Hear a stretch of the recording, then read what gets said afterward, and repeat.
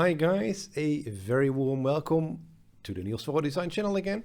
And today a review, as requested by you, on the LAST Saab, the outgoing model, the LAST 95.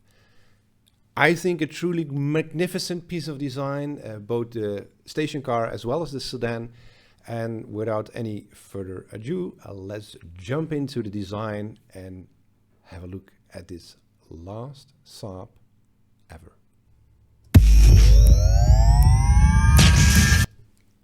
Let me just stop immediately here. Have a look at what we're feeling here, what we're seeing. It's so clean, it's so pure. This again oozes Saab. A little while ago, I discussed the C-Class by Mercedes-Benz. Remember all these wild graphics all over the place? It tells you something about how the car manufacturer, likely the chief designer, hopefully, if they're also influencing the whole, let's say, campaigns in social media and print and you name it. It tells you something about how this team is working together and if they understand the essence of the brand. The people working at Saab understood what they were doing. All of them. By the looks of this video already, the first second.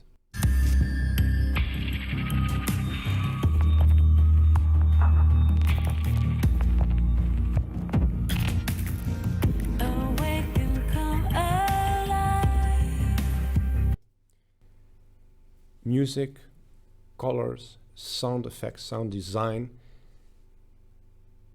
Truly Saab quality. There's a certain intelligence, if you like, coming from this video. The doctor used to drive a Saab. You know, solicitors, lawyers. It oozes that from everything in this video. Well done, you know, and a pleasure to watch.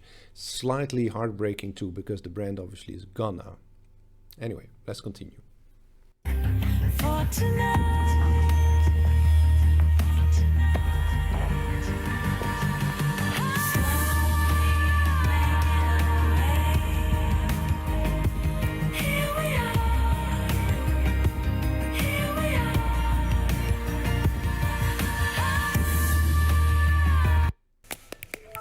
So let's talk over this video where there are some panning shots on the 9.5 and it just shows this lovely sculpture.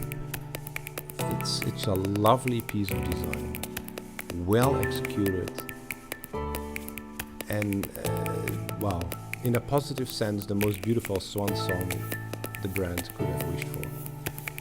Relevance, inspired by jets, clearly in its surfacing, this beautiful wide stance, this super sleek aerodynamic looking body. It's not just important in this case that they are aerodynamic, but that it looks aerodynamic. It has this intelligent focus. It's not brash, it's not angry. Beautiful detailing and done on the no budget. This is an Opel underneath. But still it looks like a Saab, this airplane in the center stack. Have you seen that graphic outline of the top end fuselage and wings of an airplane in the center stack? Have a look at that. The night panel where you can switch everything off.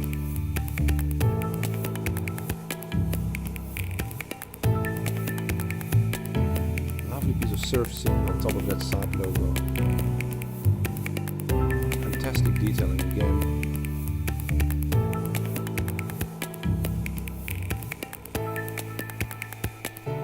There's not much to say. It's just a well executed piece of design.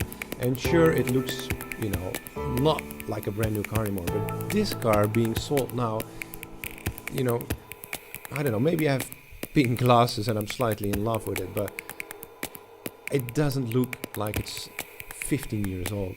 It doesn't, and it is in a way. So here, an important clip that I've taken from Car Design News. And I wanted to show you this linked to what we've just seen, the Saab 9.5. Why is this a well executed piece of car design? Because it's a true Saab. What is following is a piece of 1 minute footage where Chris Bangle, at the time chief designer of BMW, remember the flame surfacing, I did some reviews on his 7 Series, very provocative car, excellent work as it was relevant. And this relevance is a key item, I would almost like to say, of Mr. Bangle and his way of looking at car design. And in this video, he's on a car show and he's seeing or speaking to the chief designer back then of Saab. Let's just have a look at the video. Geneva Motor Show, Chris Bangle on Jason Castrinaro. Well, listen, the liquid metal color helps emphasize what we're doing here. So you have this teardrop-shaped cell, center cell, which encapsulates all the mechanicals and the passengers, and then it's as if that form's been placed in the wind tunnel and mercury's been blown over it. The aerodynamic efficiency of the car is 0.25, so it's real. So you have the perfectly nose cone front end and the truncated cam tail for the clean wake, as well as the buttresses, which help to stabilize airflow. It's a bit hard to see, but the Phoenix concept car, to me, almost amateuristic, horrible piece of design. It was overly gimmicky. It was a mess in its surfacing. Proportionally, it looked very odd. I understand what he's saying. He was inspired by the old Saabs, but you can't copy an old 911, put modern wheels underneath, let's say, and say, look, this is the new 911. It would look horrible. You know, it wouldn't work. And that's exactly what we're seeing here. It's the old Saab with bigger wheels, if you like, and some funky graphics and add-ons, which is everything but Saab. And Mr. Bangle has been, you know, he received quite a lot of hate on his own work, and he received quite a bit of hate on his statements here. But he's right, because he's asking Jason, why? Why have you done this? He's not attacking him, he's asking him why. And why is the most relevant question in car design. Let's continue. The rear without creating additional drag. You can take a breath. You did fight. You did fight. I gave you 30. You gave 30. Less than 30. No. My question was, and so why is it a Saab? Why is it a Saab? Have you ever seen the Saab? It looks like the Saab. The original Saab is a wing plane fuselage and a teardrop canopy laid on top of it. Okay, but I kind of feel like it's kind of like aero cars in general. Yeah. It's a relevant point. It's a relevant point Mr. Bangle is making here. It's like aero cars in general, which many manufacturers were doing at the time that Saab was making the Saab.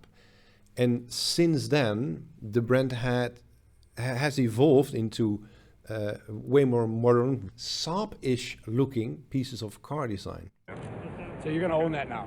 You're going to own aero. I think I've been cool. doing it At for a least while, actually. you I've can done do quite it, a few you know. projects like that. you Everybody can needs say a it. sign. Yeah, that's okay. You want can say flame? it. No. I didn't. Or the butt. I want.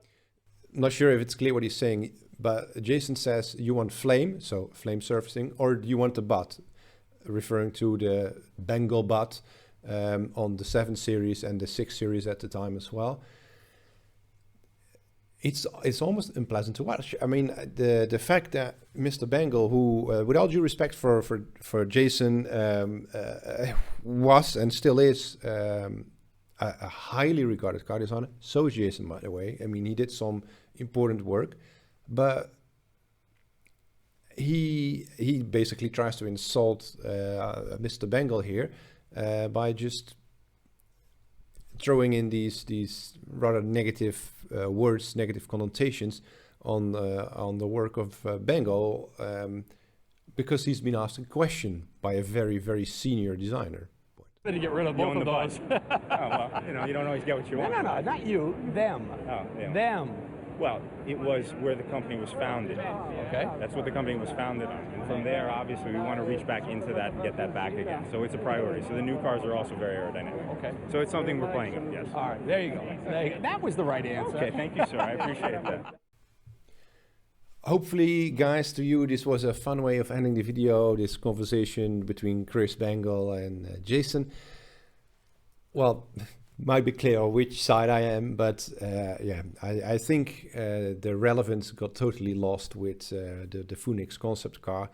Just have a look at some of the concept cars and production cars that came before it, all truly honest pieces of car design, talking about why Saab is making cars and their bloodline, their brand DNA and their origins in designing and building airplanes. Thanks for watching the video again.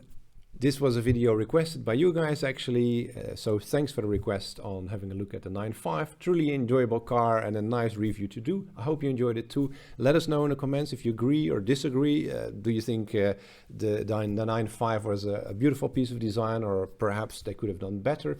What do you think about Mr. Bengal and Jason? You know, how are you in this discussion? Let us know. Get in touch. We like that. And I'll see you for the next review. Cheers.